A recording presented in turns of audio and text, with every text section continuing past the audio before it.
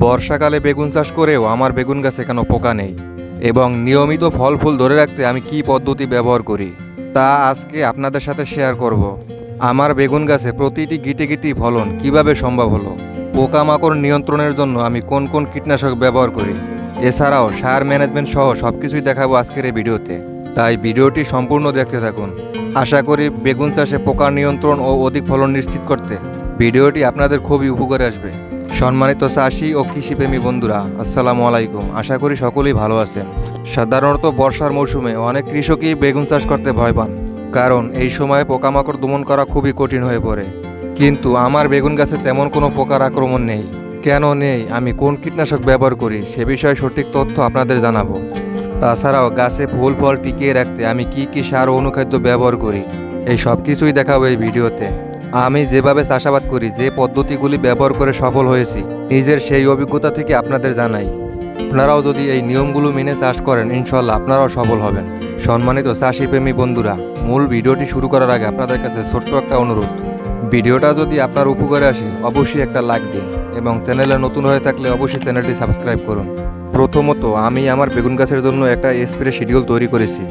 এই শিডিউল স্প্রেটা নিয়মিত ব্যবহার করার ফলে আমার গাছে তেমন কোনো পোকার আক্রমণ হয়নি।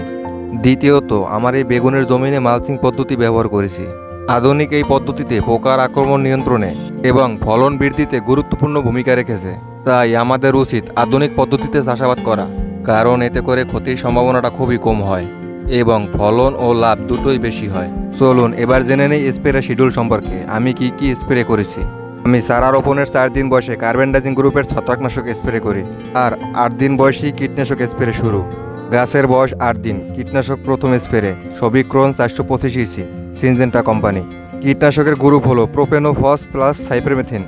এই কীটনাশকের মাত্রা প্রতি লিটার পানিতে 1.5 মিলি, অর্থাৎ 16 লিটার পানিতে 24 মিলি।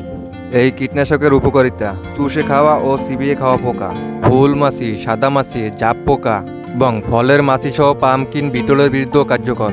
এবার দ্বিতীয় স্প্রে প্রথম স্প্রে 8 দিন পর suspend emamectin benzoate plus quad 10 EC cypermethrin. Suspend প্রতি লিটারে 1 গ্রাম ও কট প্রতি লিটার পানিতে 1 গ্রাম হারে স্প্রে করতে হবে।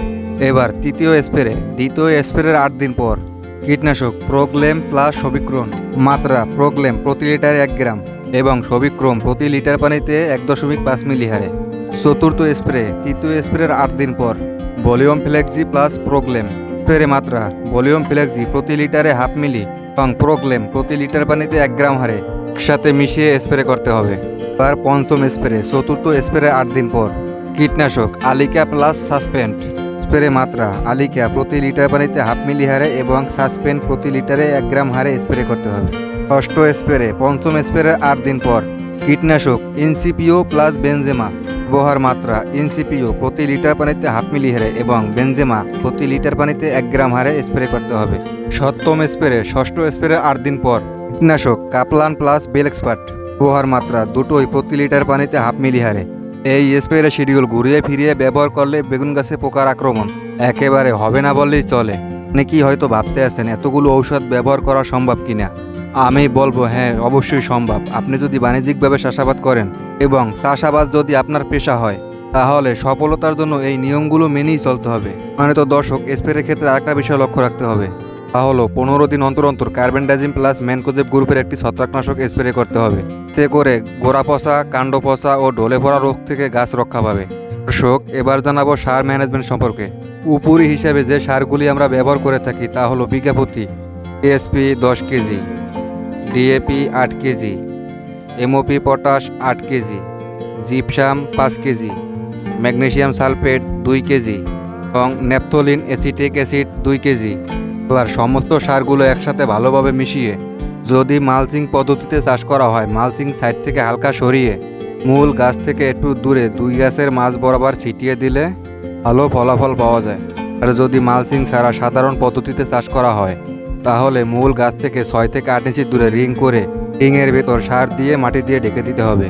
এই সারগুলো দেওয়ার পর মাত্র 5 থেকে 6 দিনের ভিতরে দেখবেন গাছের প্রচুর পরিমাণে ফল ফুল আসতে শুরু করেছে। এবং এই সারগুলি প্রতি 20 দিন অন্তর উপরে হিসেবে প্রয়োগ করতে হবে। সম্মানিত দর্শক, এতক্ষণ ভিডিওতে যা কিছুই বলা হলে ভিডিওর কোনো অংশ যদি বুঝতে অসুবিধা হয় অবশ্যই কমেন্টে জানান, আমি উত্তর দেওয়ার চেষ্টা করব। সম্মানিত দর্শক, ভিডিওটা যদি ভালো লাগে একটি লাইক দিন, আর নতুন হয়ে থাকলে অবশ্যই চ্যানেলটি সাবস্ক্রাইব করুন। আমি প্রতিনিয়তই আমার নিজের চাষাবাদের অভিজ্ঞতা আপনাদের কাছে শেয়ার করি। সম্পূর্ণ ভিডিওটি দেখার জন্য অসংখ্য ধন্যবাদ। আল্লাহ হাফেজ।